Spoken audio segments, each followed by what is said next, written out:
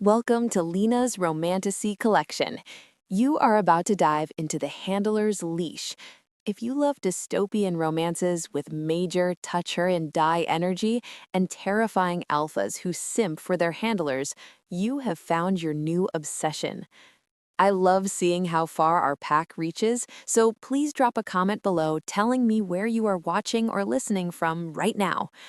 Before we descend into the vault, make sure to subscribe, turn on the notification bell, and share this video with a friend so you don't miss the rest of the series. Now, grab your mop bucket. We're going to Cell 0. Chapter 1. The Acheron Vault. The Acheron Vault didn't smell like a prison. It smelled like bleach, ozone, and ancient, rotting fear. Elsa dipped her mop into the gray, lukewarm water of the bucket, wringing it out with hands that were raw from the harsh chemicals. She was a null-class Omega, which, in the hierarchy of the city of Orem, meant she was invisible. She wasn't a citizen, she was part of the infrastructure. Just another scrubber keeping the pipes clean while the feral alphas in the cages screamed their rage at the walls. "Pick up the pace, Null," a guard grunted. His shoulder checked hers hard enough to send her stumbling into the damp concrete wall. Elsa didn't look up. She didn't snarl back. She just steadied her bucket. "Sorry, sir. Slippery floor. Safety first." The guard laughed and kept walking, his heavy boots echoing down the corridor. Elsa waited until he turned the corner before flipping a rude gesture at his back. She checked her wrist comp, a cracked, obsolete piece of tech that tracked her life debt. Current balance, 480,000 credits. Daily wage, 15 credits. She sighed, the sound loud in the oppressive silence of Sector C. At this rate, she would be debt-free in approximately 300 years. Her parents had died, leaving her nothing but this debt and a genetic anomaly. She was an Omega with zero pheromonal response. She was immune to the crippling aura that alphas projected. That was why she worked here. Regular humans couldn't get within 10 feet of a feral alpha before passing out from fear. Elsa just got a headache. She resumed mopping, daydreaming about a sandwich, a real one with meat that wasn't gray paste. "Elsa Krell," a voice boomed over the intercom. "Report to the warden's office immediately." Elsa froze. Scrubbers didn't get called to the warden's office. Scrubbers got fired via text message or arrested by drones. Being called up meant she was in trouble, or worse, she was being reassigned to the incinerator duty. She hid her mop cart in a utility alcove and walked the long labyrinthine corridors to the upper levels. The air got cleaner as she ascended, the lighting shifting from flickering yellow to sterile white. She stood before the heavy oak door of Warden Merrick, took a deep breath, and knocked. "Enter." Merrick was a small man with a big desk and a cruelty that hung off him like cheap cologne. He didn't look up from his datapad. "You're the null-class scullery maid," he said. It wasn't a question. "Sanitation specialist, sir," she corrected automatically, then winced. "Shut up, Elsa." Merrick looked up, his eyes cold beads. "Sanitation, right. My head of custodial tells me you have the highest tolerance rating in the staff. You cleaned the level 4 riot aftermath without vomiting." "I have a weak sense of smell, sir." "Good," Merrick said.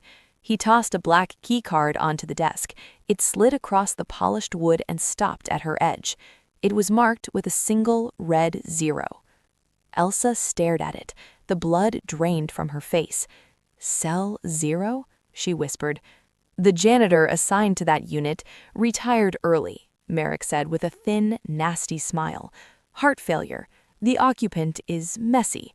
Go clean it." "Sir," she stammered, her hands shaken.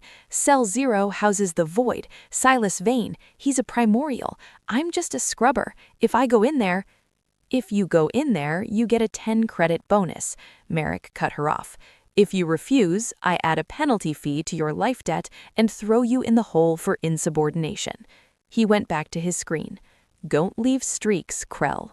Chapter 2. The Mop and the Monster. The elevator ride down to the containment level took 5 minutes.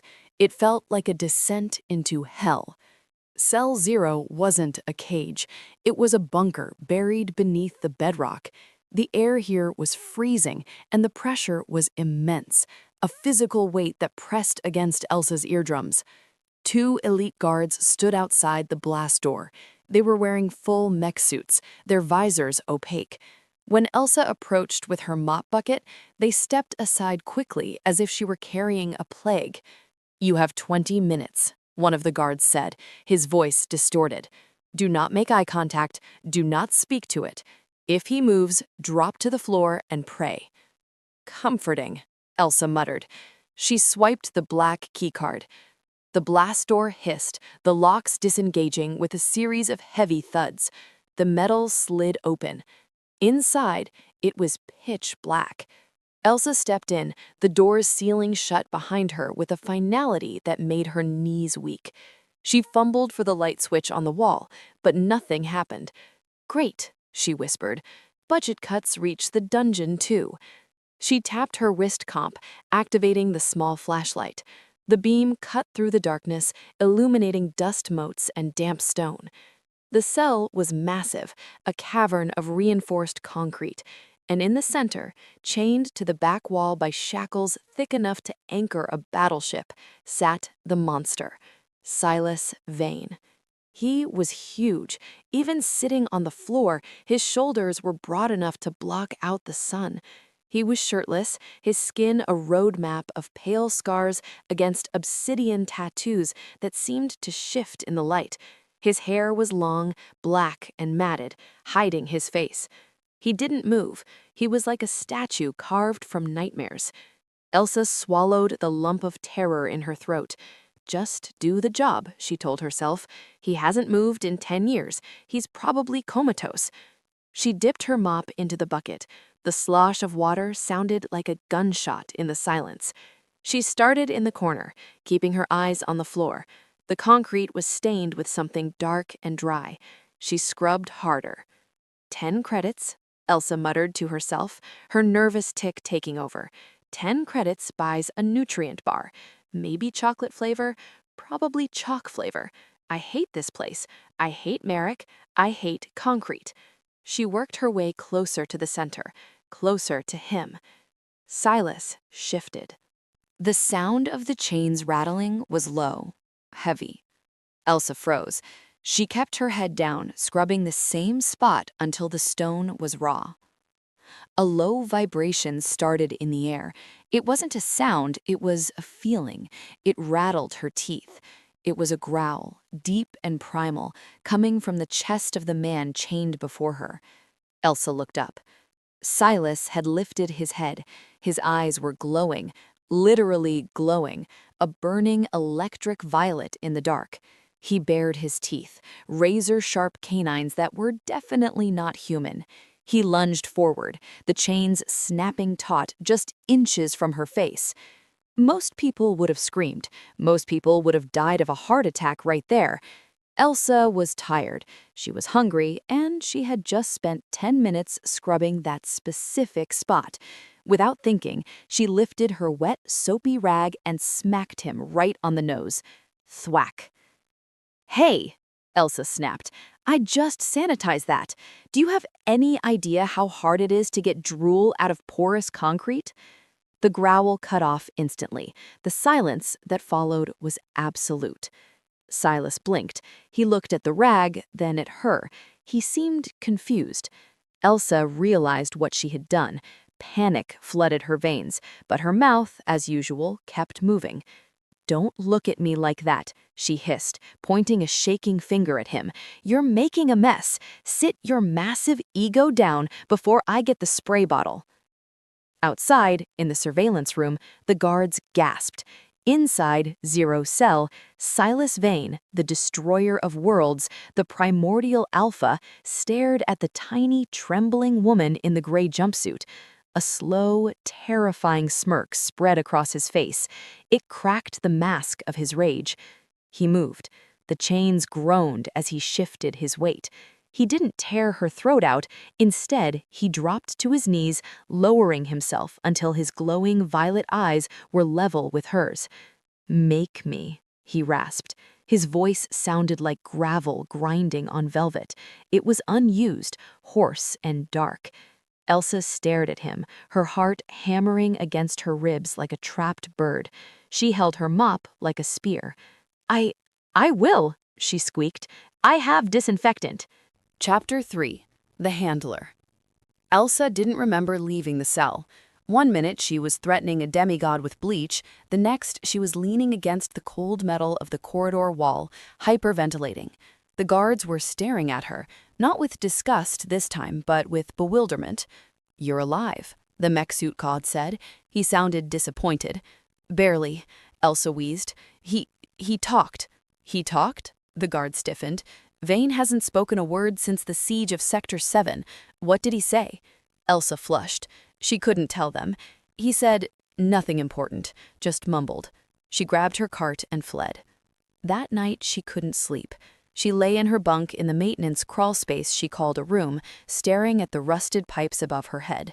She could still feel the vibration of his voice in her bones. "Make me." It wasn't a threat. It was a challenge. It was amusement. The next morning she was summoned to Merrick's office again. "You survived," Merrick said, looking at the security footage on his screen. He paused the video right at the moment Elsa smacked Silas with the rag. He zoomed in. "Fascinating." "I apologize, sir," Elsa said quickly. "It was a reflex. I know we aren't supposed to touch the prisoners. I'll take the deduction from my pay." "Deduction?" Merrick swiveled his chair. "Krell, do you know how many handlers Vane has killed? 12. He rips them apart psychically before they even open the door. But you treated him like a bad dog." Merrick tapped the desk. "His vitals changed. When you were in there, his cortisol levels dropped, his energy output stabilized. You have a calming effect on the asset." "I'm a null, sir. I don't project fear. Or maybe you're just too stupid to be afraid. Either way, you have a new job." He typed something into his console. Elsa's wrist comp buzzed. "Rank update. Handler. Probationary. New daily wage, 18 credits." 18? Elsa stared at him. "Sir, handlers usually get 50. You have no training and no qualifications." Merrick smiled thinly. "Take it, or go back to scrubbing the incinerator." "I'll take it," Elsa gritted out. "Good, you start now. He's refusing the nutritional paste. Get him to eat. If he dies of starvation, I'll add his replacement cost to your debt." Chapter 4. The Silence. Elsa stood outside Cell 0 with a tray of nutrient loaf, a brown brick-like substance that smelled of yeast and despair. "Okay," she whispered to herself. "Just go in, put the food down, leave. Don't hit him." She swiped her card. The door opened. Silas was exactly where she had left him, kneeling in the center of the room. But this time, he wasn't looking at the floor. He was looking at the door. His violet eyes locked onto hers the moment she stepped inside. Elsa walked in, the door sealing behind her. The darkness seemed less heavy today, or maybe she was just getting used to the terror. "Lunch," she announced, her voice echoing in the cavern. She walked to the safe line, a yellow stripe painted on the floor 10 feet from his reach, and set the tray down. She slid it across the floor toward him. Silas didn't look at the food. He watched her. His gaze was physical, a weight on her skin. "You have to eat it," Elsa said, crossing her arms. "If you starve, Merrick charges me for it, and I really can't afford a 1,000,000,000 credit surcharge." Silas tilted his head. He remained silent. "Oh, so we're doing the silent treatment now," Elsa said, her nervousness making her ramble. "Yesterday you were all make me and spooky voices. Now you're a mime?" She sighed and sat down on the floor on her side of the yellow line. She knew she should leave, but her legs were tired, and frankly, this was the only room in the prison where the guards couldn't stare at her. "Look," she said, picking out a loose thread on her jumpsuit. "I know the food sucks, it tastes like wet cardboard, but it keeps you alive, and I need this job." Silas moved. He reached out a hand, his fingers long, tipped with black claws, and crushed the nutrient brick into dust in his fist. "Okay," Elsa winced. "Statement made, you don't like the loaf." She reached into her pocket. She pulled out a small, wrapped package. It was a sandwich, stolen from the staff break room during the camera blind spot cycle. Real bread, a slice of synthetic ham. "I was going to eat this," she said mournfully, "but you look like you need it more." She slid the sandwich across the floor. Silas stared at the sandwich. Then he looked at her. For a moment, the violet glow in his eyes softened to a deep lavender. He picked up the sandwich. He didn't crush it. He took a bite, his eyes never leaving her face. "You're welcome," Elsa muttered. "Don't get used to it. I steal slowly." Chapter 5. The First Lesson. A week passed. Elsa fell into a bizarre routine. Every day at 0800 and 1800, she entered cell 0. She brought food, sometimes smuggled real food, sometimes the loaf. She cleaned the cell while he sat there, watching her, and she talked. God, she talked. "The warden got a new haircut today," she told him while scrubbing the corner. "He looks like a shaved rat. I almost laughed in his face." Silas listened. He sat perfectly still, like a predator waiting for prey, but he listened. Sometimes when she made a particularly biting comment about the guards, the corner of his mouth would twitch. He was learning her. He was learning that she was terrified, but she hid it behind sarcasm. He was learning that she was poor, debt-ridden, and alone. One evening, Elsa came in with a bruise on her cheek. She didn't mention it. She just set the tray down and started cleaning silently. She didn't sass him. She didn't complain about the damp. She just worked, flinching every time the bucket clattered. Silas didn't eat. He sat there, the air around him growing colder, denser. "Who?" he asked. The single word cracked the air. Elsa jumped. She looked at him. "What?" "Who touched you?" Silas's voice was low, vibrating with a rage that made the chains rattle against the wall. Elsa froze. "Excuse me? I am not yours. I am an employee of the Asheron Vault." "You feed me," Silas said simply. "You enter my den. You are my handler. By the laws of the pack, you are under my protection." "You're in a cage, Silas," Elsa pointed out gently. "You can't protect anyone." Silas smirked. It was a dark, dangerous expression that made Elsa's breath hitch. "Come closer," he said. "No." "Closer, little scrubber. I will not hurt you." Elsa hesitated, then stepped to the yellow line. "The guard," Silas said softly. "He relies on his sight. He watches you. Next time he approaches, do not look away. Stare at his throat. Visualize your teeth in his windpipe." I don't have claws like you." "You don't need claws," Silas whispered. "You are an omega. You have instincts you have buried under fear. Project the intent to kill. He is a beta cur. He will smell the predator on you." "And where am I getting this predator smell from?" Elsa asked skeptically. Silas leaned forward as far as the chains allowed, inhaling deeply, smelling the air between them. "From me," he said. Elsa felt a shiver run down her spine that had nothing to do with fear. The next day, when the red stripe guard cornered her, she didn't look down. She looked at his throat. She imagined Silas's violet eyes. She imagined the snap of teeth. The guard stopped. He blinked, looking unsettled. He took a step back, his hand wavering away from his baton. "Freak," he muttered, and walked away. Elsa stood there, stunned. She looked at her hands. They weren't shaking. She went to cell 0 that night with an extra sandwich.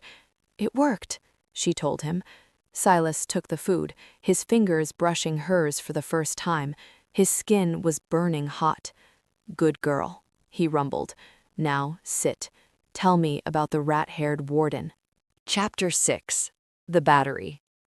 The Acheron Vault was built on secrets, but it was surprisingly terrible at keeping them. Elsa was scrubbing the floor of Lab 4, a restricted zone usually off-limits to Knoll-class staff. However, a thermal pipe had burst, spraying hydraulic fluid everywhere, and the regular maintenance crew was unavailable, which, in prison speak, usually meant they were dead or drunk. Clean it all, Krell, the supervising scientist, Dr. Eris, had snapped before leaving for his lunch break. Don't touch the equipment. Elsa was currently under a massive server bank, wiping up oily blue sludge. It was quiet here, save for the hum of the cooling fans.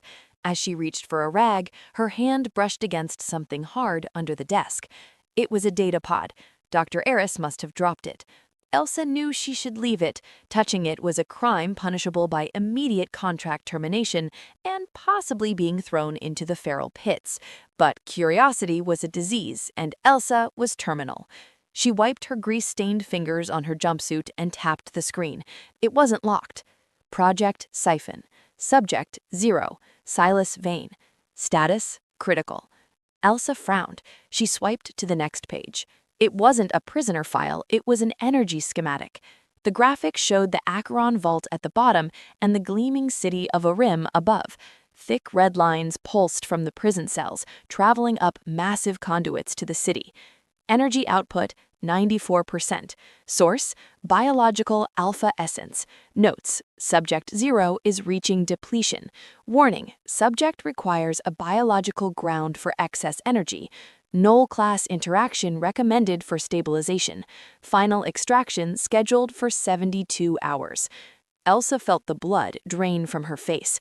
The vault wasn't a prison, it was a battery. They weren't keeping the monsters locked up to protect society, they were harvesting them. They were draining the alphas dry to keep the lights on in the rich districts. And Silas? Depression, she whispered. She scrolled to the medical attachment. Subject shows signs of core instability. If extraction continues, catastrophic organ failure is imminent. They were killing him, not quickly, not mercifully, but slowly, draining his life force until he was nothing but a husk. A door swooshed open down the hall. Footsteps clicked on the tile. Elsa shoved the data pad deep into her utility pocket, right next to her spray bottle. She grabbed her mop and started scrubbing frantically, her heart hammering against her ribs like a trapped bird. "You there, scrubber!" It was Dr. Eris. He looked panicked. "Did you see a pad? I left it here." Elsa looked up, widening her eyes into the most vacant, dull expression she could muster. "A pad, sir? Like, for absorption?" Eris looked at her with utter disdain. "A computer, you idiot! A black slate!" "Oh," Elsa said, pointing to the trash compactor chute on the wall. "I swept some trash into the chute, sir. Maybe it fell." Eris cursed violently and ran toward the chute. Elsa didn't wait. She grabbed her cart and walked out, her knees shaking. She had the proof, and she had a deadline, 72 hours before the man who taught her to snarl was turned into a AA battery. She needed to get to Cell 0. Chapter 7. The Nuclear Reactor. Elsa practically vibrated with nervous energy as she entered Cell 0 that evening. She checked the corridor 3 times to make sure the guards weren't watching the monitor closely. They usually ignored her shifts now. Watching a girl mop for an hour was boring reality TV. She swiped her card and the blast doors hissed open. Silas was waiting. He was always waiting now. He sat in the center of the darkness, his violet eyes tracking her movement instantly. "You reek of fear," he rumbled. It wasn't an insult, it was an observation. "And hydraulic fluid." "I had a busy day," Elsa snapped, ditching the mop bucket. She walked straight to the yellow line and sat down hard. She pulled the stolen data pad from her pocket and slid it across the floor to him. "Read it." Silas looked at the device. He didn't touch it. "I know what it says, Elsa." "You know?" Elsa's voice went up an octave. "You know they're turning you into a disposable battery for the penthouse suites uptown? You know you're scheduled for final extraction in 3 days." "Yes." "And you're just sitting here." Elsa waved her hands at the chains. "Why aren't you raging? Why aren't you tearing the walls down?" "Because the walls are reinforced with dampening fields," Silas said calmly. "And because, until recently, I did not care." He picked up the pad with 2 claws, glancing at the red graphs. "I am a primordial little scrubber. My energy is not like yours. It is vast. They have been feeding on me for 10 years. It is tiresome." "Tiresome?" Elsa stared at him. You're dying, Silas. Catastrophic organ failure. That sounds a lot worse than tiresome. That sounds permanent. Silas looked up, his gaze intense. Why do you care? If I die, your job becomes easier. You won't have to smuggle sandwiches. I care because it's wrong. Elsa stood up, pacing the small space she allowed herself. I care because you're a person, not a power plant. And because you're the only one in this hellhole who actually listens to me. She stopped pacing and looked at him. We have to do something. You have to fight. I am tired of fighting, Silas said softly. He leaned back against the wall, the chains clinking. The world outside is just another cage. Why should I break this one? Because I'm in the outside cage, Elsa said, her voice small, and I hate it there. But at least there's sky. Have you seen the sky lately? Silas went still. He looked at her, really looked at her, as if measuring the weight of her soul. No, he admitted, I have not. It's gray mostly, Elsa babbled, trying to hide her tears. But sometimes, at sunset, it turns this weird purple color, like your eyes. It's pretty. Silas shifted. He extended his hand, palm up, straining against the manacle. It was an invitation. Elsa hesitated, then stepped over the yellow line. She placed her small, rough hand in his massive, scarred palm. His skin was burning hot, humming with contained power. If I break this cage, Silas whispered, his thumb brushing her wrist, I will burn the city down. All of it. Good. The rent is too high anyway. Silas smirked. It was the most dangerous thing she had ever seen. Chapter 8. The Ultimatum. The next morning, the hammer dropped. Elsa was summoned to Warden Merrick's office. She expected a reprimand for the stolen datapad, but when she entered, Merrick wasn't looking at a screen. He was looking at a contract. Krell, Merrick said, not offering her a seat. We've had a recalculation of your life debt. Elsa gripped the fabric of her jumpsuit. Recalculation? Sir, I've paid off 300 credits this month. I'm on schedule. Interest rates, Merrick smiled, showing too many teeth. Variable adjustment. Also, there's a fee for the increased water usage in your sector.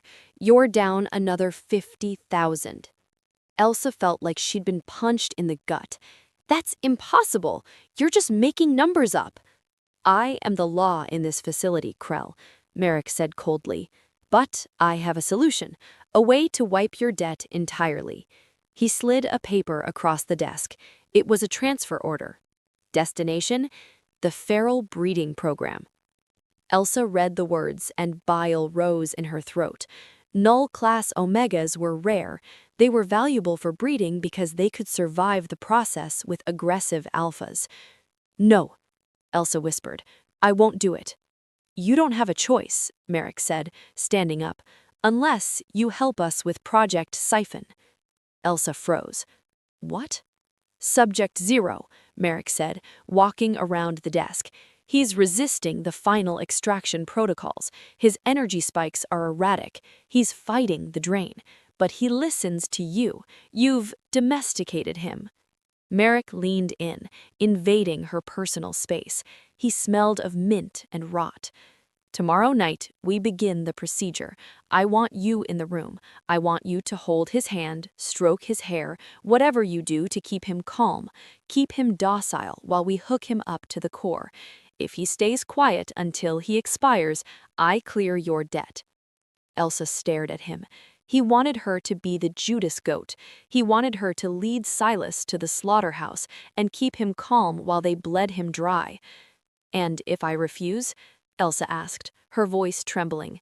Then you go to the breeding pits immediately, Merrick shrugged, and we extract 0 the hard way. He suffers more. You suffer more. Everyone loses. Elsa looked at the transfer order. Then she looked at Merrick. She summoned the memory of Silas's voice. Visualize your teeth in his windpipe. I'll do it. Elsa lied. I'll keep him calm. Merrick smiled. Good girl. Tomorrow night, 2200 hours. Don't be late. Elsa walked out of the office. She didn't go to her room. She didn't go to the cafeteria. She went to the supply closet and grabbed her backpack. She had 36 hours. She didn't have a plan, she didn't have a weapon, and she didn't have a prayer. But she had a bobby pin, a stolen datapad, and a feral alpha who had promised to burn the city down for her. It was time to collect on that promise. Chapter 9. The Toolkit. Breaking into a high-security prison cell required high-tech gear, laser cutters, code breakers, plasma charges. Elsa had a bent spoon, a multi-tool she'd found in a drain, and a packet of powdered chili pepper she'd been saving for a special occasion. She sat in her crawlspace organizing her inventory on the floor. Okay, she muttered to herself. Step 1, get past the blast door. I have the key card, but Merrick might lock me out before the shift. Step 2, the chains. They're maglocked. Step 3, the army of guards with guns. She looked at her wrist comp. 20 hours until final extraction. She needed help. She needed the only other person in this prison who hated the system as much as she did. Benny. Benny was the cook's assistant. He was a beta, missing an eye, and he ran the prison's black market on cigarettes and synth chocolate. Elsa found him behind the loading dock, smoking a vapor stick. Elsa, Benny grunted. You look like you're about to rob a bank. Better, Elsa whispered. I'm cashing out. You're running, Benny shook his head. You won't make it past the perimeter drones. I need a mag key. A universal unlocker for heavy restraints. Benny choked on his smoke. Heavy restraints? Like ship anchors or prisoner cuffs? Cell 0 cuffs, Elsa said evenly. Benny stared at her with his one good eye. He looked terrified. Then, slowly, he reached into his apron. You're insane, Benny hissed. You're a dead woman walking. I'm dead anyway, Benny. Merrick is sending me to the pits. Benny winced. Everyone knew about the pits. He sighed and pulled out a small, rusty device that looked like a garage door opener. It's a master override. I stole it from a drunk guard last month. It barely holds a charge. It might work once, maybe twice. Elsa grabbed it like it was gold. How much? Free, Benny said, turning away. Just, if you let that thing out, tell him to eat Merrick first. Deal, Elsa said. She spent the rest of the day acting normal. She cleaned the hallways, she scrubbed the toilets, she bowed her head to the guards. She was a ghost, a shadow, a nothing. But inside, she was screaming. She packed her backpack, 2 bottles of water, the override key, the datapad, and her last sandwich. At 1900 hours, 3 hours before her shift was supposed to start, she slipped into the ventilation shaft on level 4. It was tight, smelling of dust and recycled air, but it bypassed the main security checkpoint for the dungeon level. She crawled for 40 minutes, her knees scraping against the metal. She dropped down into the maintenance closet, right next to cell 0. She peeked out. The elite guards were there, 2 of them, mech suits, big guns. Elsa gripped the packet of chili powder. It wasn't a weapon, it was a distraction. She waited until the ventilation cycle kicked in, a loud thrum that vibrated the walls. She popped the grate, threw a metal bolt down the hallway to the left, and waited. Clang. What was that? Guard 1 asked. Check it out, Guard 2 ordered. Guard 1 lumbered away. Guard 2 turned his back to the closet, watching the monitor. Elsa slipped out. She didn't attack him. She was 5'0" and weighed as much as a wet towel. She sprinted to the blast door console, swiped her card, and prayed. Green light. The door hissed open. Guard 2 spun around. Hey, halt! Elsa dove inside the cell and slapped the close button on the interior panel. The blast door slammed shut, just as a plasma bolt scorched the metal frame. She was in. Chapter 10. The Release. The cell was pitch black, as always, but the silence was different. It was charged, electric. You are early, Silas's voice rumbled from the dark, and you are breathing like a hunted rabbit. Elsa didn't waste time with banter. She clicked her flashlight on and ran toward him. "We're leaving," she panted. "Tonight, right now." Silas watched her approach. He saw the sweat on her forehead, the wild look in her eyes, the rusty device in her hand. "They locked the door behind me," Elsa said, dropping to her knees beside him, "which means we have about 5 minutes before they override it and come in here with a squad." She jammed the mag key into the port on his left wrist shackle. "Elsa," Silas said, his voice strangely calm. "Stop." "I can't stop," she snapped, jiggling the device. "Come on, you piece of junk." She jammed the mag key into the port. The device beeped, and the red light on the cuffs turned green. A low hum died down. "The dampeners are down," Elsa breathed. Silas smirked. "Good." He pulled his hands apart. With the energy field gone, the metal didn't just break, it disintegrated. There was a sound of energy shattering. Silas looked down at Elsa. He extended a hand. "Are you ready, Elle?" For the first time, Elsa saw him at his full height. He was massive, towering over 7 feet tall. The shadows in the room seemed to cling to him, wrapping around his body like a cloak. The scars on his chest glowed with the same violet light as his eyes. He stretched, his joints popping with the sound of gunshots. He looked at the blast door, which was currently being pounded on from the outside. Thud, thud. "Open up!" the guards screamed. "Vent the gas! Kill them both!" Silas looked down at Elsa. He extended a hand. "Are you ready, Elle?" Elsa looked at his hand. Then she looked at the door that was starting to buckle under the assault of a plasma cutter. She stood up. She grabbed his hand. "If you eat me, I will haunt you forever." Silas laughed. It was a terrifying, beautiful sound. "Deal." He turned to the door. He didn't raise a fist, he just opened his mouth and let out a roar that wasn't human. It was pure acoustic force. The blast door, 5 inches of reinforced steel, didn't just open, it was blown off its hinges. It flew down the corridor, taking the 2 guards with it. Silas stepped out of the cell, pulling Elsa behind him. "Now," he growled, the hallway lights flickering and exploding as he passed. "Let's go see the warden." Chapter 11. The Walk. The corridor outside Cell 0 was a ruin. The blast door was embedded in the far wall, crumpled like a piece of tin foil. The 2 guards were unconscious, their armor fused by the heat of Silas's roar. Elsa stepped out, her boots crunching on broken glass. The air smelled of ozone and melted plastic. "Stay close," Silas murmured. He didn't look back at her. He was scanning the hallway, his head tilting as if listening to music only he could hear. "They are coming. 3 squads, tactical gear." "We should run," Elsa whispered, clutching the straps of her backpack. "The service elevator is down the hall. We can bypass the main lobby." "No," Silas said. He started walking, not running, walking. His stride was long and unhurried, the movement of a king touring his kingdom, not a prisoner escaping it. "We are not hiding in the vents anymore, Elsa. We are leaving through the front door."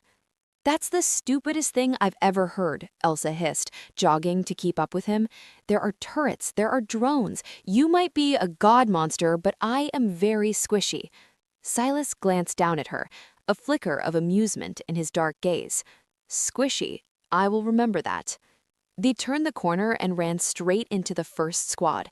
5 guards, fully armored, rifles raised. "Target acquired," the lead guard screamed. "Open fire." Elsa flinched, instinctively curling into a ball, but the bullets never touched her. Silas didn't dodge. He simply raised his left hand. The air in the corridor seemed to solidify. It turned purple and thick, like gelatin. The bullets hit the invisible barrier and stopped dead, suspended in midair, spinning lazily. The guards froze. Silas flicked his wrist. The bullets reversed direction. They didn't hit the guards. Silas wasn't messy, but they smashed into the guards' rifles, shattering the weapons in their hands. The force knocked the men backward, sending them skidding across the polished floor. "Move," Silas ordered. Elsa stared at the groaning guards, then at Silas's broad back. She scrambled after him.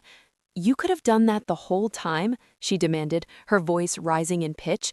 When I was mopping, when Merrick was threatening me, you could have just waved your hand? I told you, Silas said, stepping over a fallen guard without looking down. I was waiting. For what? For me to bring you a sandwich? Silas stopped. He turned, pinning her with that intense, glowing gaze. The alarm klaxons bathed him in rotating red light, making his scars look like fresh wounds. For you to ask, he said simply. Power without direction is chaos, Elsa. You gave me direction. He turned back around. Now, direct me. Which way to the armory? You need a weapon. Elsa swallowed hard. She pointed a shaking finger to the left. Level 3, Sector B. Chapter 12. The Armory.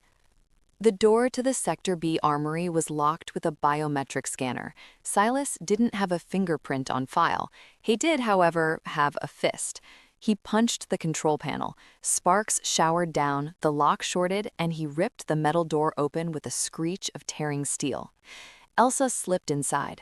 It was a candy store for violence. Racks of pulse rifles, stun batons, and shock grenades lined the walls. Take what you can carry, Silas said, leaning against the doorframe to keep watch. He looked bored. The chaos outside, the screaming alarms, the shouting, didn't seem to faze him. Elsa fastened a tactical belt around her waist.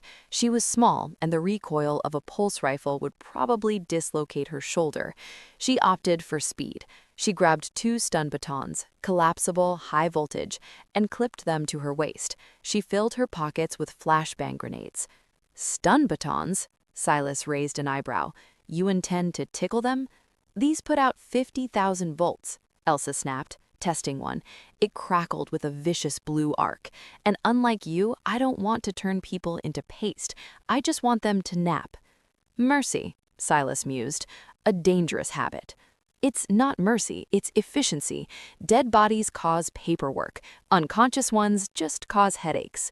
She grabbed a lightweight tactical vest and pulled it over her jumpsuit. It was too big, hanging loose on her frame, but it was better than nothing. I'm ready, she said, trying to sound braver than she felt. Silas pushed off the doorframe. He walked over to her. He didn't grab a weapon. He reached out and adjusted the strap of her vest, tightening it so it actually protected her vitals. His knuckles grazed her collarbone, sending a jolt through her that was stronger than the stun baton.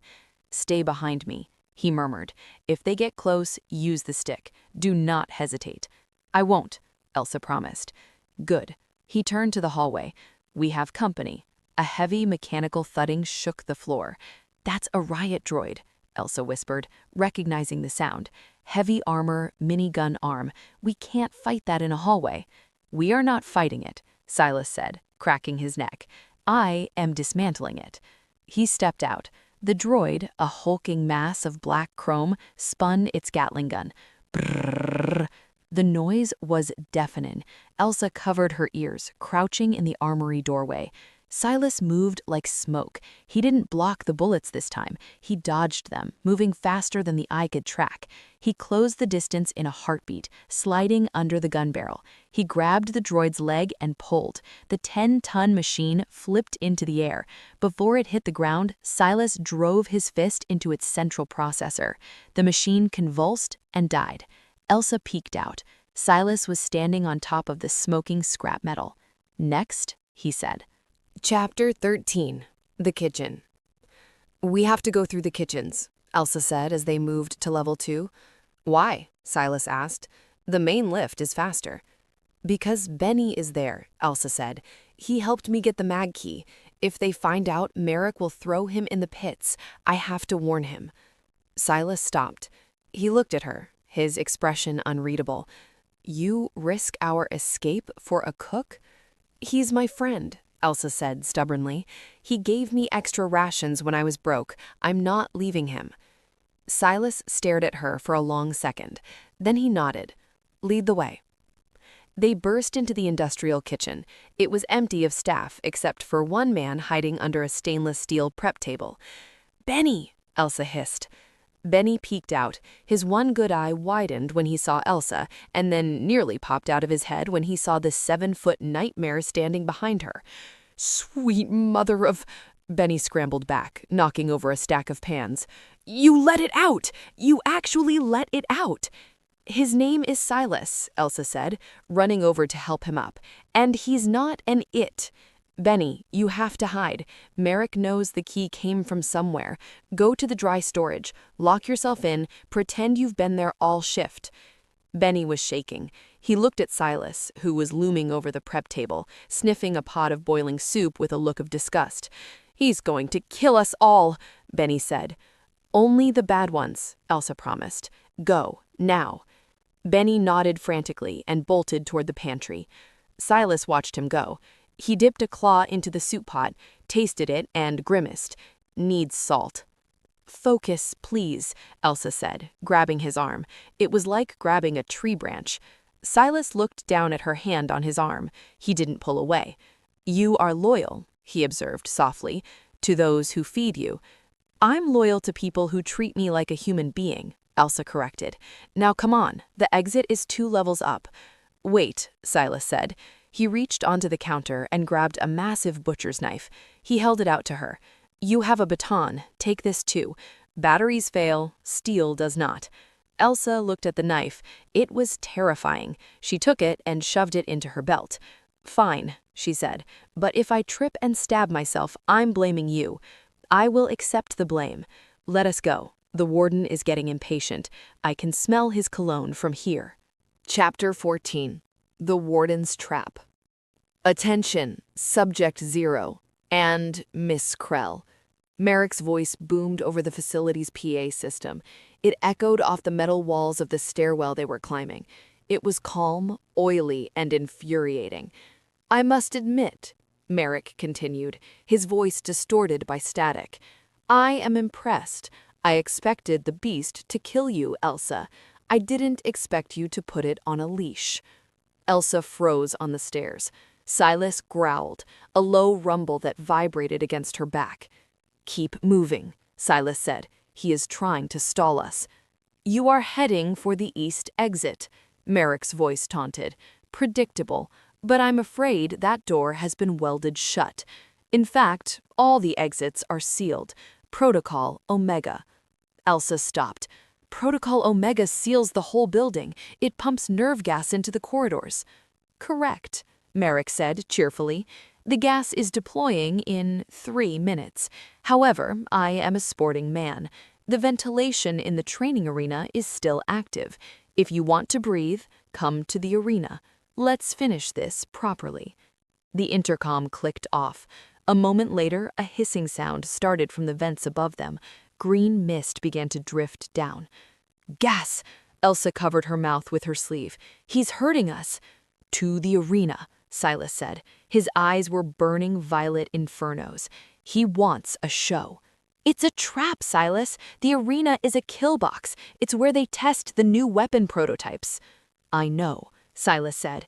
He turned and grabbed Elsa, lifting her easily into his arms. Hey, she squeaked. Hold your breath, he ordered. I can move faster than you. He didn't wait for an argument. He launched himself up the stairs, taking them 4 at a time. He moved with terrifying speed, a blur of motion through the rising green fog. Elsa buried her face in his chest, squeezing her eyes shut. She could hear his twin heartbeats thumping against her ear, slow, steady, powerful. He kicked open the door to level 1. The air here was still clear. He set her down gently. The arena is through those doors. He pointed to a massive set of double gates at the end of the hall. He's waiting for us, Elsa said, her hands shaking as she pulled out her stun baton. Let him wait, Silas said. He leaned down, his face inches from hers. Elsa, listen to me. Whatever happens in there, do not leave my shadow. You are the anchor. If you break, I break. I won't break, Elsa said, though she felt like glass. Then let us give the warden his show. Chapter 15. The Arena Entrance. The double gates to the training arena were open. It was an invitation, a maw. Elsa and Silas stepped through. The heavy doors slammed shut behind them instantly, the locks engaging with a deafening clang. Floodlights snapped on, blinding them for a second. The arena was massive, a circular coliseum of sand and steel, surrounded by high walls topped with electrified glass. Up in the observation booth, safe behind the glass, stood Warden Merrick. He was flanked by elite guards and scientists holding clipboards. "Welcome," Merrick's voice amplified through the stadium speakers. "The main event." Elsa squinted against the glare. The arena floor was empty, save for obstacles, concrete pillars, rusted tank traps. "Where are the guards?" Elsa whispered. "Where are the guns?" "No guards," Silas said, his body tense. He sniffed the air, his lip curled back, baring his fangs. "Beasts." Merrick smiled down at them. "You see, Elsa, I told the board that Subject Zero was obsolete, that we needed to extract him to make way for the new generation. Gen-modified feral alphas. No humanity, just hunger. Don't worry, Elsa, they won't kill him. They are trained to maim. Once he is crippled and bleeding, we will drag him back to the siphon." 3 massive gates on the opposite side of the arena began to rise. From the darkness, a sound emerged that made Elsa's blood turn to ice. It wasn't a growl, it was a wet, chittering snarl. 3 creatures stepped into the light. They looked like wolves, but wrong. They were the size of horses, their fur patchy and matted with slime. Their muscles bulged unnaturally, tearing through their skin. Their eyes were dead white, rolling in their skulls. "Project Fenris," Merrick announced. "They haven't been fed in a week." The beasts locked eyes on Elsa. They didn't care about Silas. They smelled the prey. They smelled the Omega. Elsa backed up, hitting Silas's chest. "They're huge," she whimpered. "They are abominations," Silas snarled. He swayed slightly, his violet aura flickering. Stopping the bullets and tearing the blast door had cost him. He was running on fumes. He stepped in front of her, shielding her completely. He didn't shift. He didn't need to. He simply expanded his presence. The air in the arena grew heavy. The gravity seemed to increase. Silas let out a roar, a challenge that shook the viewing glass above. Chapter 16. The Command. The 3 gen-modified ferals circled like sharks in dirty water. They moved with a twitchy, unnatural speed, their claws clicking rhythmically on the concrete floor of the arena. Elsa stood behind Silas, her hand gripping the back of his tactical vest. She could feel the tremors running through his massive frame. It wasn't fear. Silas didn't know fear. It was exhaustion. The 10 years of energy drainage combined with the exertion of the escape were finally taking their toll. He was a nuclear reactor running on fumes. "They are splitting up," Silas rumbled, his voice wet with blood from a split lip. "They will attack simultaneously. I can take the 2 on the left. You must evade the 3rd. "Evade?" Elsa hissed, her stun baton crackling uselessly in her shaking hand. "Silas, that thing weighs 400 pounds and has teeth the size of daggers. I can't evade it." "Then hide," Silas snarled, his eyes flaring with violet light. He was preparing to die. She saw it in his stance. He was going to throw himself into the meat grinder to buy her a few seconds of life. High above, in the observation booth, Warden Merrick's voice laughed over the speakers. "Look at him, the primordial alpha, reduced to a bodyguard for a janitor. Finish them." The sonic emitters screamed again. The ferals lunged. But Elsa didn't hide. A sudden, cold clarity washed over her. It was the same feeling she had when she first entered Cell Zero with a mop bucket. The sheer absurdity of the situation burned away the panic. "No," Elsa said. She didn't step back. She stepped forward. She moved around Silas, placing herself directly between the raging monster and the oncoming beasts. "Elsa!" Silas roared, reaching for her. "Get back!" "Shut up, Silas," she snapped, not looking at him. She locked eyes with the lead feral wolf, the alpha of this twisted pack. The beast froze. It was confused. Prey ran. Prey screamed. Prey didn't walk toward the teeth. It hesitated, its white eyes narrowing, saliva dripping from its jaws onto the sand. Elsa stood her ground. She dropped the stun baton. It clattered loudly on the floor. She didn't need a weapon. She needed authority. She pointed a finger at the feral. Sit. The beast snarled, snapping its jaws. I said sit, Elsa screamed. Her voice wasn't deep, but it carried a frequency of absolute, unyielding command. It was the voice of a woman who had stared down a god in the dark and told him to mind his manners. The feral flinched.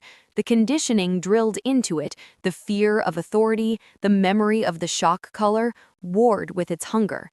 Elsa turned her back on the beast, a suicidal move. She faced Silas. He was frozen, his claws extended, staring at her in horror and awe.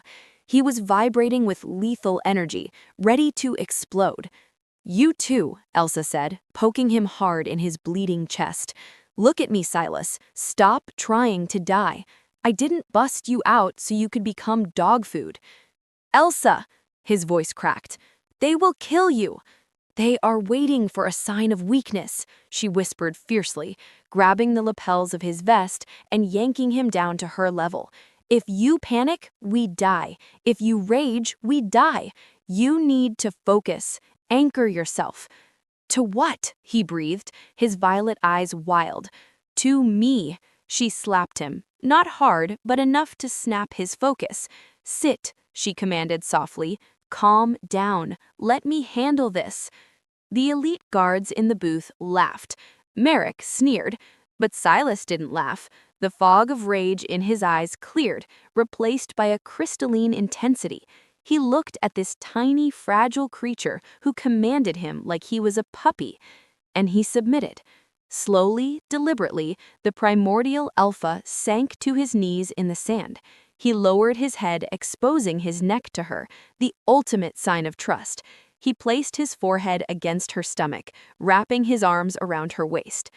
Guide me, Elsera, he whispered, using the name he had given her in the dark. And then the world changed. Chapter 17. The Conduit. The moment Silas touched her, Elsa felt it. It wasn't just heat. It was like grabbing a live wire during a thunderstorm. A surge of power rushed from him, flooding into her veins. But it didn't hurt. It felt right. Silas was a battery, raw and chaotic. Elsa, the null, was the ground wire. She was the lens that focused the laser. Her vision turned white. She could feel the heartbeat of every living thing in the room. She felt the frantic hunger of the ferals behind her. She felt the cruel pulse of Merrick in the booth. And she felt Silas, an ocean of ancient dark power, pouring himself into her. Hold them, Silas whispered in her mind. Elsa turned back to the ferals. Her eyes, usually a dull brown, flared with blinding violet light. The lead feral yelped. It scrambled backward, its paws slipping in the sand. To the beast, the small woman was no longer prey. She had suddenly become a giant, a towering apex predator made of shadow and fire. Down, Elsa commanded. Her voice was amplified, echoing with psychic force that shattered the glass of the arena lights. The three ferals didn't just sit, they collapsed. They slammed their bellies into the sand, whining pitifully, covering their heads with their paws. The alpha pressure rolling off Elsa was crushing them, flattening their will to fight. Impossible! Merrick's voice shrieked over the speakers. She's a null! She can't conduct alpha energy. It should kill her. Elsa looked up at the observation booth. She saw Merrick pounding on the glass. Silas, Elsa said, her voice echoing with two tones, her own and his, the glass. As you wish, Silas rumbled against her stomach. He didn't move his body, but he pushed more power into her. Elsa gasped, arching her back as the energy surged. It was intoxicating. It was terrifying. She raised her hand toward the booth. Crack. The reinforced blast-proof glass of the observation deck developed a spiderweb fracture. Increased power to the dampeners. Kill them! No, Elsa whispered. She clenched her fist. The glass exploded. Millions of shards rained down into the arena like diamonds. The force field generators shorted out, sparking and dying. The sonic emitters melted. Elsa swayed, the sudden expenditure of energy draining her. Her knees buckled. Silas caught her before she hit the sand. He stood up, scooping her into his arms effortlessly. He looked down at her, his expression filled with a dark, possessive wonder. "You," he murmured, brushing a hair from her sweating forehead. "You are not a null, El. You are a conduit." Elsa blinked, her vision returning to normal. "Is that a promotion?" "It is a revolution," Silas said. He turned to the crumbled observation booth, where the guards were scrambling to recover from the blast. He didn't look at the cowering ferals. He walked toward the exit ramp that led up to the booth. "Where are we going?" Elsa mumbled, her head resting on his shoulder. "To resign your position and to close your account." Chapter 18. The Warden's End. The door to the observation booth had been blown off its hinges. Silas stepped over the wreckage, carrying Elsa like she was a queen. The room was a mess of sparks and broken screens. The elite guards lay groaning on the floor, knocked unconscious by the psychic backlash of Elsa's scream. Only Warden Merrick was still standing. He was backed into a corner, holding a small stun pistol with trembling hands. His immaculate uniform was covered in dust, and his face was pale as death. "Stay back," Merrick shouted, his voice cracking. "I have backup coming. The military is on its way." Silas didn't stop walking until he was 3 feet from the warden. He set Elsa down gently on a sturdy chair that had survived the blast. "Are you hurt?" Silas asked her, ignoring the gun pointed at his chest. "I'm okay," Elsa said, her voice returning. She looked at Merrick, just tired. Silas turned to Merrick. The playfulness was gone from his face. The curiosity was gone. There was only the cold, unyielding judgment of the void. "You kept me in a box for 10 years. You drained my blood. You starved me." "It was necessary," Merrick blubbered, the gun shaking violently. "For the city, for the greater good. You are a monster, a resource." "A resource," Silas repeated. He reached out. Merrick fired. The stun bolt hit Silas in the chest. Silas didn't even blink. He grabbed the gun, crushing it in Merrick's hand. The warden screamed as his fingers broke. Silas grabbed Merrick by the throat and lifted him off the ground. Merrick kicked and clawed, his eyes bulging. "Silas," Elsa said. Silas paused. He didn't drop Merrick, but he looked back at Elsa. "He threatened to send you to the pits. He owes a debt." "I know," Elsa said. She stood up, her legs shaky but holding. She walked over to where Silas held the struggling man. She reached into Merrick's pocket and pulled out his datapad. She used his limp hand to thumb scan the lock. "What are you doing?" Silas asked, intrigued. "Transferring funds, severance pay, plus interest, plus a nuisance fee." She tapped execute. The screen flashed green. "Done," she said, tossing the pad onto the floor.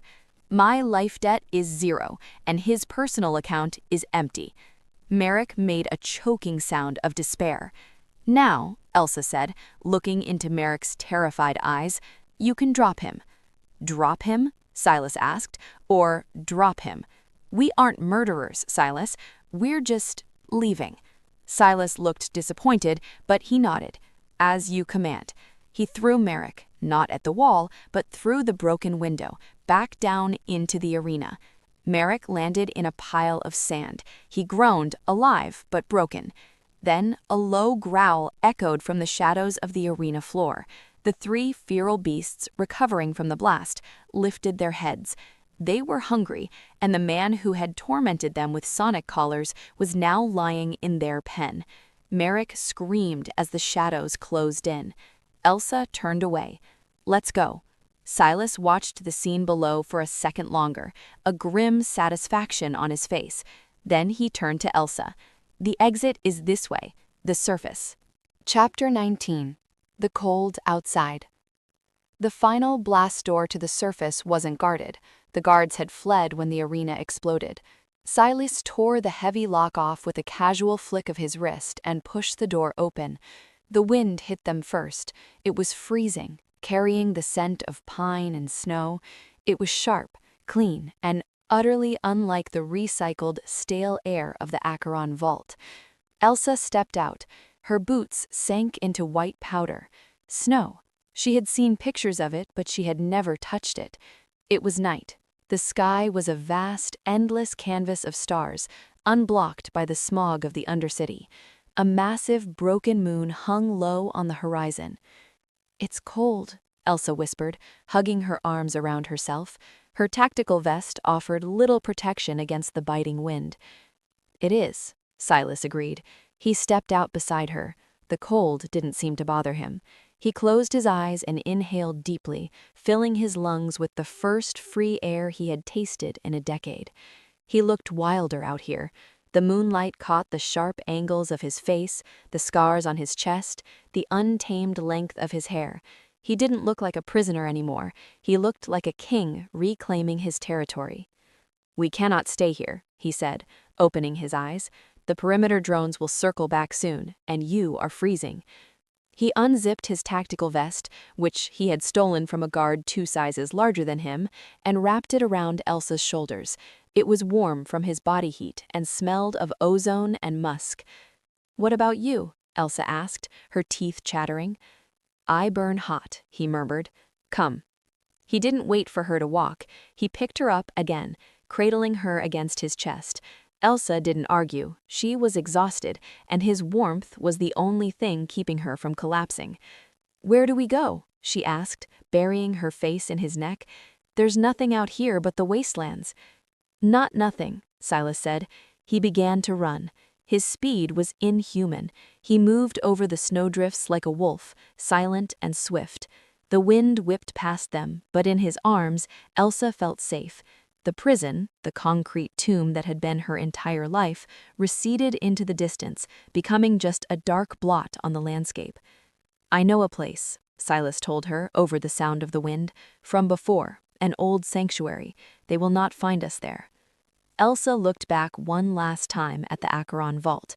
She saw the smoke rising from the ventilation shafts. She thought of her mop bucket, her crawl space, her debt. "Good riddance," she whispered. Then she closed her eyes and let the rhythm of Silas's running lull her into a doze. She was free. She was freezing, homeless, and being carried by a monster, but she was free. Chapter 20. The Sanctuary. Elsa woke up to the smell of wood smoke. She blinked, disoriented. She wasn't moving anymore. She was lying on something soft. Furs? She sat up. She was in a room, but not a sleek metal room. The walls were made of rough-hewn stone and timber. A fire cracked merrily in a stone hearth, casting a warm orange glow over the space. It was a ruin, she realized, part of the old-world architecture that dotted the wastelands. But someone had patched the roof, cleared the floor, and stocked it. "You are awake." Silas was sitting by the fire. He had cleaned the blood off his face and arms. He was using a knife to sharpen a long stick, his movements precise and calm. "Where are we?" Elsa asked, her voice raspy. "A hunter's lodge," Silas said. "My pack used it, long ago, before the city took us." He stood up and walked over to her. He knelt beside the pile of furs she was sleeping on. He looked different in the firelight, less terrifying, more human. "Here," he handed her a tin cup. Water, heated. Elsa took it, drinking greedily. The warmth spread through her chest. "How long was I out?" "A few hours," Silas said. "I checked the perimeter. We are alone. The snow is covering our tracks. They will not follow us here tonight." Elsa looked around the cozy space. "It's nice." "It is a ruin," Silas corrected, "but it is ours." He reached out and touched her hand. His fingers were rough, calloused, but his touch was incredibly gentle. He traced the veins on the back of her hand. "The mark," Silas whispered. Elsa looked down. On the back of her hand, where he was touching, a faint violet pattern was glowing beneath her skin. It looked like a fractal burn scar, pulsing in time with her heartbeat. What is it? Elsa asked, pulling her hand back slightly. The conduit mark, Silas said. When you channeled my energy, it changed you. You are not a null anymore, Elsa. What does that mean? It means, Silas leaned in, his dark gaze locking onto hers, that you and I are bound. You carry a piece of the void now. Elsa looked at the mark, then at him. She should have been scared. This man had killed 12 people today. He was a monster. But looking at him now, seeing the way he looked at her, like she was the only source of light in the world, she didn't feel fear. She felt a magnetic pull, a heat rising in her stomach that had nothing to do with the fire. Does it come off? She asked weakly. No, Silas smirked. It is permanent, like the leash. He moved closer, invading her space. The heat radiating off him was intense. Elsa's breath hitched. You need to eat, he said, his voice dropping an octave. You are weak. I'm not hungry, Elsa lied. Her heart was pounding. Liar, Silas whispered. He reached up and brushed his lower lip. You are starving. Elsa trembled. She wasn't sure if he was talking about food anymore. The air in the small cabin suddenly felt very thin and very, very hot. Chapter 21. The Hunger. The fire crackled, popping loudly in the quiet cabin, but the sound was drowned out by the thrumming tension between them. Silas hadn't moved. He was still kneeling beside the furs where Elsa lay, his hand hovering near her face, his thumb tracing the line of her lip. His violet eyes were dilated, swallowing the iris, leaving only a ring of glowing amethyst. He looked less like a man and more like a starving creature that had finally cornered its meal. You said you weren't hungry, Silas whispered, his voice rougher than usual. But your heart is beating like a drum. I can hear it. I can smell the adrenaline in your blood. Elsa swallowed hard, her throat dry. That's fear. You're a giant, terrifying super soldier looming over me in a cabin in the middle of nowhere. Fear is a rational response. Is it? Silas tilted his head. He leaned in closer, inhaling the scent at the hollow of her throat. You don't smell like fear, Elsa. You smell like ozone, like the storm before it breaks. He pulled back slightly, reaching for a small pack he had set near the fire. He pulled out a strip of dried meat, real meat, likely venison from the lodge's old stores. Eat, he commanded, holding it to her lips. Elsa hesitated, then took a bite. The flavor was intense, salty, smoky, rich. It was 1,000 times better than the gray sludge of the prison. She chewed slowly, watching him watch her. He tracked every movement of her jaw, every swallow. Why aren't you eating? Elsa asked, her voice small. I am feeding, Silas murmured. Watching you keeps the madness at bay, for now. He sat back on his heels, but he didn't retreat. The air in the cabin was getting hotter. Elsa pulled the fur blanket tighter around her shoulders, but the heat wasn't coming from the air. It was coming from inside her skin. The violet mark on her hand was pulsing, sending waves of warmth up her arm and into her chest. The bond, Elsa said, looking at the glowing mark. It goes both ways, doesn't it? I felt your power in the arena. Do you feel me? I feel everything, Silas admitted, his voice tight. I feel your confusion, your exhaustion, and... He stopped, his jaw clenching. And what? And your desire. Elsa flushed crimson. She tried to look away, but he caught her chin with his fingers, turning her face back to his. Do not hide from me. For 10 years I was cold. I was empty. Now I am burning, and you are the flint that struck the spark. He shifted, moving from a kneel to a crouch, looming over her. The space between them evaporated. Elsa could feel the heat radiating off his bare chest, the sheer mass of him blocking out the firelight. You told me to sit, he whispered, his eyes searching hers. You told me to be a good boy, but we are not in the prison anymore, Elsa. There are no cameras, there are no guards. He lowered his head, his lips brushing against the shell of her ear. Are you still the handler? He asked, his voice a low, vibrating growl against her skin. Elsa shivered violently. She realized with a jolt of clarity that he was testing the leash. He was pushing against the boundaries she had set, checking to see if she still held the power. She reached up, her hand trembling, and grabbed a handful of his long, dark hair. She didn't pull away. She pulled him down. "I'm not prey, and you're not done listening." Chapter 22. The Heat. Silas froze as she gripped his hair. A low rumble started in his chest, a sound of pure, unadulterated need. "Then command me," he challenged, his breath hot against her neck.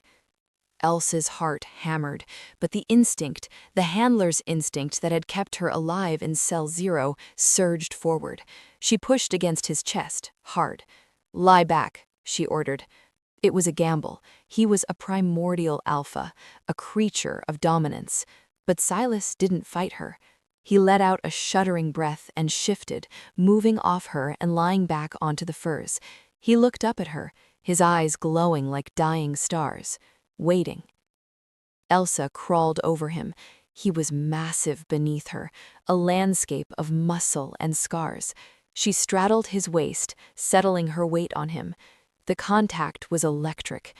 Through the thin fabric of her jumpsuit, she could feel the heat of his skin, the hardness of his body. "You're burning up," she whispered, placing her hands on his chest. His skin was fever hot.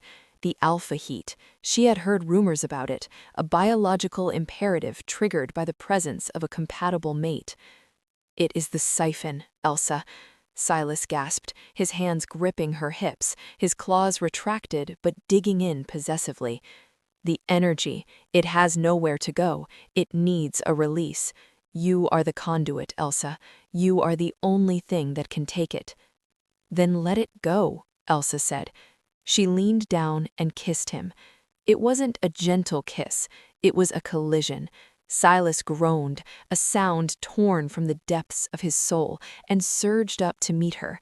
His mouth was hot, demanding, tasting of smoke and desperation.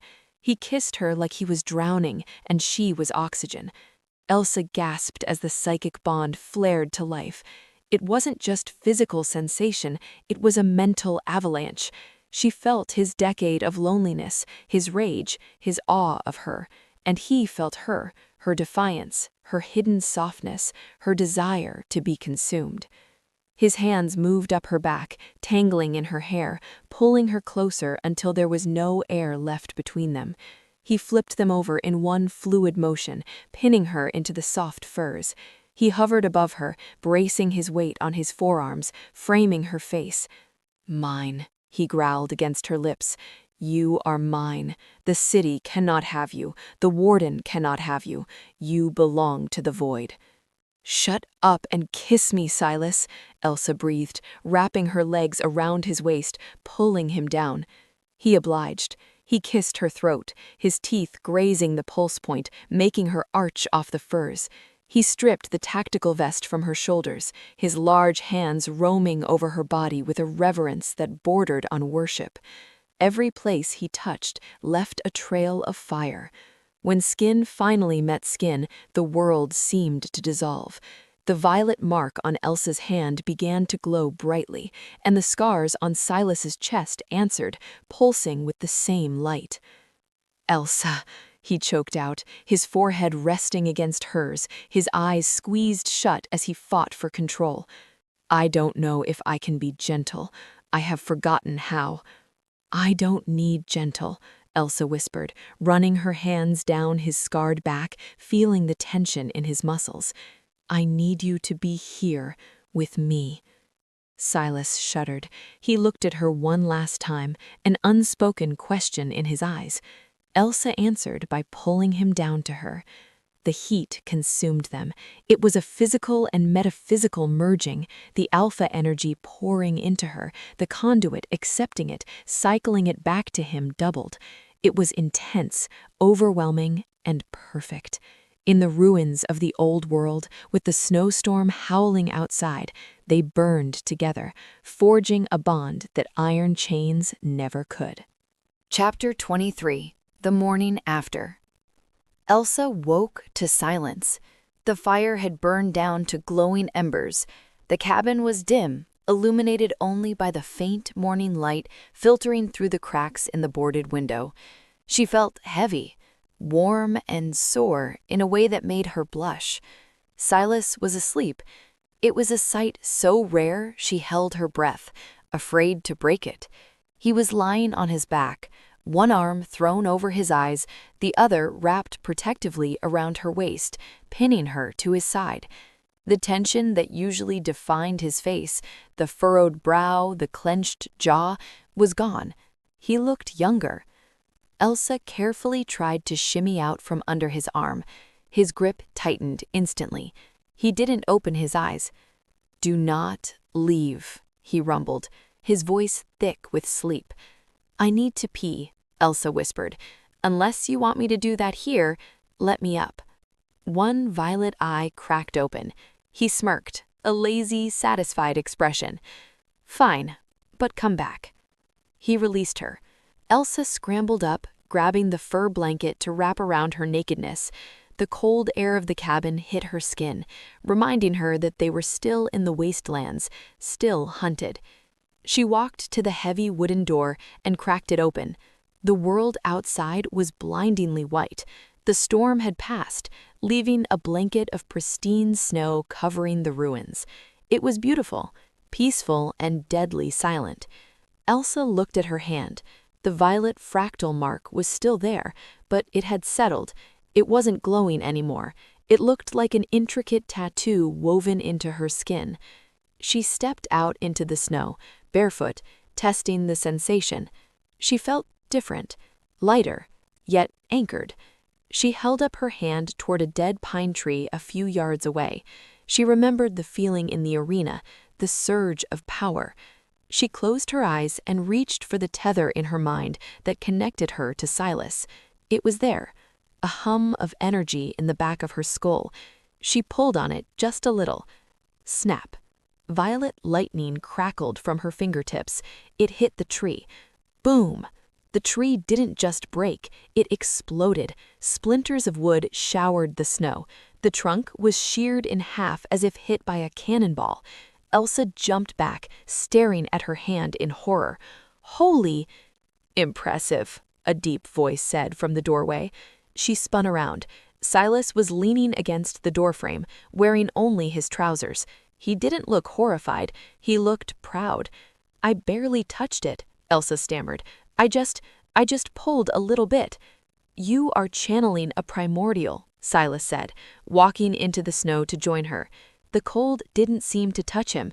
He stood behind her, wrapping his arms around her waist, resting his chin on her head. "In this world," Silas said, kissing the top of her head, "they are the same thing." Chapter 24. The Signal. They spent the morning scavenging through the lodge. It had clearly been a safe house for someone important long ago. They found canned peaches, a cache of medical supplies, and, most importantly, a solar-powered radio transmitter.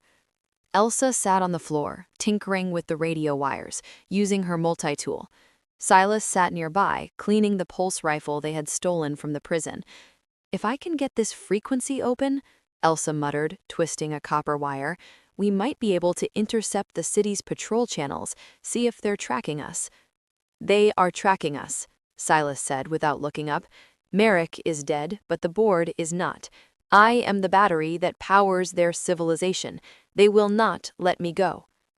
"Optimism, Silas. Try it sometime." Static hissed from the speaker. Then a voice cut through. "Sector 7, grid search negative. Staff evacuation complete. Kitchen personnel secured in holding." Elsa exhaled. Benny made it. "Deploying hunter-killer drones to the northern wastes. Thermal scans initiated." Elsa went pale. "Northern wastes? That's here." "Priority 1, retrieve the asset. Priority 2, eliminate the handler. Extreme prejudice authorized." Silas stopped cleaning the gun. The air in the cabin dropped 10 degrees. "Eliminate," he repeated softly. "They aren't trying to capture me anymore," Elsa said, her hands shaking. "They want me dead, so I can't control you." A high-pitched mechanical whine sounded outside. It was faint, barely audible over the wind, but Silas heard it instantly. He was on his feet in a blur. "Get down." "What is it?" "Scout," Silas snarled. He kicked the door open. Hovering just above the tree line, about 200 yards away, was a sleek black drone. It looked like a metallic hawk. A single red laser eye swept the ground. The laser hit the cabin. It locked onto Silas in the doorway. "Target acquired." The mechanical voice echoed across the snow. Silas didn't wait. He raised the pulse rifle and fired. He didn't aim, he just shot from the hip. The blue plasma bolt flew true, striking the drone in its central turbine. The machine exploded in a fireball, crashing into the trees. "Did you get it?" Elsa asked, running to the door. "I destroyed the scout," Silas said, his face grim. "But it transmitted our coordinates before it died. The signal is out." He turned to her. The relaxed, lover-like demeanor of the morning was gone. The Alpha was back. "Pack your things," he ordered. "We have less than an hour before the heavy dropships arrive." "Run?" Elsa asked, grabbing her backpack. "Where do we run, Silas? There's nothing north of here but ice." Silas looked at the burning wreckage of the drone. He looked at the vast, empty horizon. "We do not run," he said darkly. "Running is for prey. We are going to find a place to fight."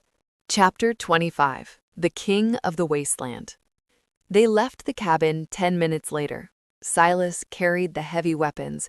Elsa carried the supplies. They moved deeper into the mountains, climbing higher where the air was thin and the wind was vicious. I saw it on the guard's tactical map before I killed him, the Iron Spire. It was a military outpost during the last war. It has defenses, cannons, shield generators. "Is it active?" Elsa asked, her breath fogging in the cold. "No, it has been dead for 50 years, but I can wake it up." He looked at her. "With you." "Me?" "You are the conduit," Silas said. "You can jumpstart a fusion core with a touch. Together, we can turn that fortress back online. If we hold the spire, we control the high ground. Let them come to us." It was a desperate plan. It was a suicide mission, but it was better than freezing to death or being shot in the back. They reached the ridgeline just as the sun began to set. Far behind them, in the southern sky, Elsa saw them. 5 black dots on the horizon, heavy transport ships. The city had sent an army. "They really want you back," Elsa murmured. "They are desperate," Silas said. "Without the siphon, the city lights are flickering. The heat is failing. Their paradise is crumbling." He turned to her, placing his heavy hands on her shoulders. "Elsa, this will not be a skirmish. This will be a war. If we go to the spire, there is no turning back. We fight until they stop coming, or until we die." Elsa looked at the oncoming ships. She thought about the life she had led, the scrubbing, the debt, the invisibility. She thought about the violet lightning she had called from her fingertips. She looked up at Silas. He wasn't looking at her like a handler anymore. He was looking at her like a partner, like a queen. "I'm tired of running," Elsa said firmly, "and I'm tired of hiding in the dark." She reached up and touched his face, her thumb grazing his scar. The bond between them flared, warm and reassuring against the biting cold. "Take me to the spire," she commanded softly. "Let's show them what happens when the dog bites back." Silas smirked, the expression fierce and proud. He grabbed her hand, interlacing their fingers. "As you command, Elsa." He turned toward the east, where a jagged black tower pierced the clouds like a spear. "Let us go wake the dead." Chapter 26. The Iron Spire. The Iron Spire was not a building. It was a tombstone for a dead war. Rising 1,000 feet into the darkening sky, the black metal tower stood stark against the white wasteland. It was jagged, covered in 50 years of ice and rust, looking more like a claw reaching from the earth than a military outpost. Elsa and Silas reached the massive blast doors at the base just as the sun dipped below the horizon, painting the snow in hues of blood orange. "It's dead," Elsa whispered, placing her hand on the freezing metal. "There's no hum, no vibration. It's a husk." "It is sleeping," Silas corrected. He looked over his shoulder. The 5 enemy dropships were closer now, their running lights visible in the twilight. They were maybe 10 minutes out. We need to wake it up. Silas didn't bother with the keypad. He jammed his fingers into the seam of the doors and pulled. His muscles strained, the veins in his neck bulging, glowing faintly with violet light. With a shriek of tearing rusted gears, the doors groaned open just enough for them to slip through. Inside, the air was stale and colder than the outside. Their footsteps echoed on the metal grating as they ran toward the central lift. "The core is at the top, the command deck. That is where the interface is." The elevator was dead. They had to climb. 30 flights of stairs. Elsa's lungs burned, her legs feeling like lead. She stumbled on the 20th landing, gasping for air. "I can't," she wheezed. "Silas, I'm just a janitor. I don't have super soldier cardio." Silas didn't offer sympathy, he offered strength. He scooped her up, holding her against his chest, and continued to run up the stairs 2 at a time. He didn't slow down. He didn't even pant. He was a machine driven by a singular purpose: survival. They burst onto the command deck. It was a circular room lined with dusty consoles and dead screens. In the center stood a massive glass pillar, the fusion drive. It was dark, lifeless. "Here," Silas set her down. He walked to the pillar and placed his hand on the glass. "This station was designed to run on nuclear cells. We don't have those, but we have something better." He looked at Elsa. His eyes were burning with intensity. "You need to bridge the connection. Place your hands on the console. I will pour everything I have into you. You must direct it into the spire's grid." Elsa looked at the complex panel. "I don't know the codes. I don't know how to boot up a fortress." "You don't need codes," Silas said, stepping behind her. He wrapped his arms around her waist, pressing his chest against her back. He grabbed her hands and placed them on the cold metal of the interface. "You just need to command it to wake up." "Like the dog?" Elsa whispered, trembling. "Like a god," Silas corrected. "Ready yourself, Elsa. This is going to hurt." Chapter 27: The Awakening. The moment Silas unleashed his power, Elsa felt like she had been struck by lightning. It wasn't like the arena. That had been a burst, a shout. This was a flood. Violet energy poured from Silas into her spine. It filled her veins, burning away the cold, the fatigue, the fear. It was too much. She gasped, arching her back against him, her vision whitening out.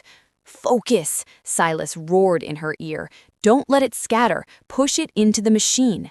Elsa gritted her teeth. She could feel the spire around her, a sleeping giant of wires and steel. She felt its cold, dead heart. "Wake up!" She didn't speak the words. She pushed them through her hands. The violet mark on her hand flared blindingly bright. The energy surged from her fingertips into the console. Thrum. A deep, resonant vibration shook the floor. The dust on the consoles danced. Inside the glass pillar, a spark of violet fire ignited. It swirled, grew, and then exploded into a roaring cyclone of energy. The lights on the command deck flickered on, not the harsh white of the old military, but a glowing, eerie purple. "System online," a mechanical voice droned, distorted by age. "Unauthorized biological interface detected. Override?" "Override confirmed," Elsa gasped, her voice echoing with the dual tone of the conduit. "Defense grid active." Outside, the ice coating the spire cracked and fell away as the hull heated up. Massive automated turrets, dormant for decades, whirred to life. Shield generators hummed, projecting a shimmering violet dome over the tower. They are here, Silas said, looking at the radar screen. 5 red dots were closing in. Warning, the computer chimed. Hostile vessels detected. Engagement protocol. Elsa looked at the screen. She saw the ships that belonged to the people who had enslaved her, billed her for her own existence, and tried to turn Silas into a battery. Protocol, Elsa whispered, her eyes glowing. Burn them all. Boom! The spire shuddered as the main cannons fired. Beams of coherent plasma cut through the night sky. The lead dropship didn't stand a chance. It was vaporized instantly, turning into a fireball that illuminated the snow for miles. One down, Silas said, a savage grin spreading across his face. He pulled Elsa tighter against him. Hold the connection, Elsa. Feed the guns. Chapter 29. The Alpha's Roar. The dreadnought loomed over the spire, blocking out the moon. Its main cannon glowed an angry, burning red. Target lock detected, the computer warned, calmly. Impact in 10 seconds. Elsa gripped the console. The shields wouldn't hold. Silas was fighting for his life at the bottom of the hill, surrounded. If the spire fell, they both died. "Silas!" she screamed across the mental bond. "Look up!" Down on the snow, Silas paused, holding a soldier by the neck. He looked up. He saw the dreadnought. "I see it," his voice echoed in her head. "I cannot reach it." "We don't need to reach it," Elsa said, a desperate plan forming. "We need to break them, not the ship, the crew." "A psychic attack?" Silas hesitated. "Elsa, the range. It will burn you out. It could kill you." "Do it," she screamed. "Channel it through me. Amplify it with the spire." Silas didn't argue. He dropped the soldier. He fell to his knees in the snow, closing his eyes. Elsa slammed her hands onto the interface. "Computer, override all local frequencies. Broadcast on the Dreadnought's command channel. Maximum gain." Linked. Elsa felt the surge coming. It wasn't energy this time. It was pure distilled dominance. It was the alpha essence of a creature that had hunted in the dark before humanity learned to build fires. Silas poured his soul into the bond. Elsa caught it. She didn't just hold it, she magnified it. She pushed it through the spire's massive transmitters, aiming it directly at the dreadnought. She took a deep breath. She didn't scream, she commanded. Submit. The word didn't just come out of the speakers, it vibrated in the atoms of the air. It hit the dreadnought like a physical hammer. Inside the ship, the crew grabbed their heads, screaming. The pilot, overwhelmed by a primal biological terror deeper than thought, lost control. His hands went numb. He couldn't disobey the alpha command. He dropped the controls and curled into a ball. The dreadnought pitched sideways. The main cannon fired, but the aim was wild. The beams sliced through the air, missing the command deck by inches, searing the night sky. The massive ship tilted, engines stalling as the crew succumbed to the psychic crush. It began to fall. It crashed into the ridge a mile away, a slow-motion catastrophe of twisting metal and fire. The shockwave blew the snow off the mountain. Down below, the remaining soldiers dropped their weapons. They fell to their knees, hands over their ears, weeping. The walkers shut down. Silence fell over the iron spire. Elsa stood trembling at the console. Her nose was bleeding. The violet mark on her hand was smoking. "Silas?" she whispered. "I am here," came the ragged reply. "We won." Chapter 30. The Crown. The sun rose over a battlefield that was strangely quiet. The wreckage of the dreadnoughts smoked in the distance. The surviving soldiers of the city's army had fled into the wastes, abandoning their gear. Elsa sat on the steps of the command deck, wrapped in a blanket she had found in an emergency locker. She was watching the sunrise. Heavy footsteps echoed on the stairs. Silas appeared. He was covered in soot, oil, and blood. Some his, mostly not. His shirt was gone. He looked exhausted, battered, and absolutely magnificent. He walked over to her and sat down on the step below her, resting his head against her knee. "They are gone," he said, his voice rasping. "The city, the lights in the north have gone dark. They have no army left to send." "We broke them," Elsa whispered, running her hand through his matted hair. "The handler and the monster." No. Silas turned, looking up at her. His violet eyes were soft now, the fire banked down to glowing embers. The king and the queen. He reached up and took her hand, the one with the violet mark. He kissed the scar, his lips lingering on her skin. "You commanded an army to kneel," he murmured, "and they did. You are the alpha now, Elsa." "I don't want to be an alpha," Elsa said, leaning down to rest her forehead against his. "I just want to be warm." Silas made a low noise in his throat. He stood up, pulling her with him. He didn't take her to the command chair. He took her to the small sleeping quarters adjacent to the deck. The cot was narrow and dusty, but it didn't matter. Silas lay down, pulling her on top of him. The contact was instant relief. The bond between them settled into a steady, warm hum, no longer a raging river, but a deep ocean. "The world will come for us eventually," Silas said, his hands moving over her back, tracing the line of her spine.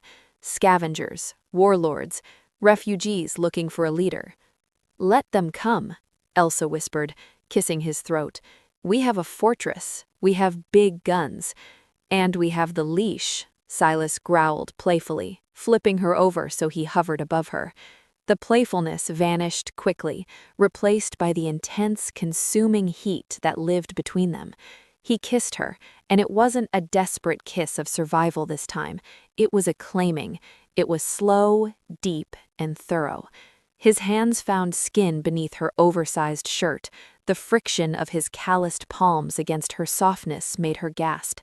The violet light in the room dimmed, but the light from their bond flared, wrapping them in a cocoon of energy. "You know," Elsa breathed, arching into his touch as he kissed the sensitive spot behind her ear, "technically, you outrank me now. You're the king of the wastelands. You don't have to listen to a janitor." Silas stopped. He looked down at her, his expression fierce and completely open. He leaned his forehead against hers, their breaths mingling. "I only listen to you, little scrubber," he whispered against her lips. "You told me to sit. I'm sitting." Elsa smiled, wrapping her arms around his neck and pulling him down. "Good boy," she whispered. Outside, the wind howled around the black tower, but inside, the fire burned bright, and for the first time in history, the Acheron Waltz was empty and the monsters were free. The end.